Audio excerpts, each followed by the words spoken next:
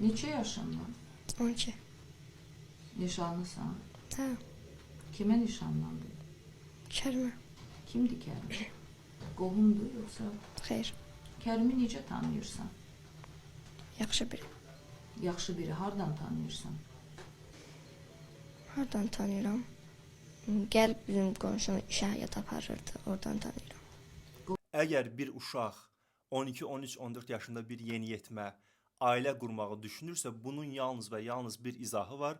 O da ki, qaldığı, olduğu ailədən qurtulmaq. Bir sözlə izah eləmək olar, qurtulur. Rəyləri oxuyub dəhşətə gəlirəmi?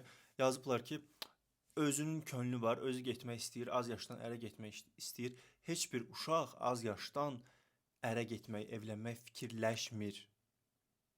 Onlar sadəcə çıxış yolunu ərə getməkdə görürlər.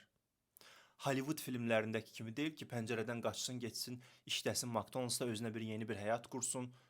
Azərbaycanda bunun bir çıxış yolu var, o da evlənmək, ərə getmək. Yəni bunu bir dəfəlik başa düşün. Rəylərdə də o yazıq uşağı necə qınayırlar.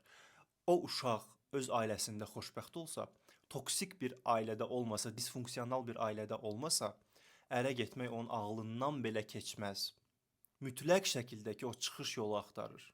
Tək bu ssenarini mən nəzərdə tutmuram. Ümumiyyətlə TikTokda, xəbərlərdə tez-tez görürük də, çıxır qarşımıza ki, uşaq öz xoşu ilə ərə getmək istəyir, öz xoşu ilə ailə qurmaq istəyir. Heç bir uşaq qeyd etdiyim kimi öz xoşu ilə ailə qurmaq istəmir. Sadəcə çıxış yolu olaraq bunu görürlər. Əgər ailədə xoşbəxt olsalar olar, onların özünə məxsus bir küncü olsa, özünə məxsus bir otağı olsa, özünə məxsus bir yeri olsa, xoşbəxt olsa, rahat dərs oxuya bilsə, rahat gəzməyinə gedə bilsə, heç vaxt elə şey fikirləşməyəcək.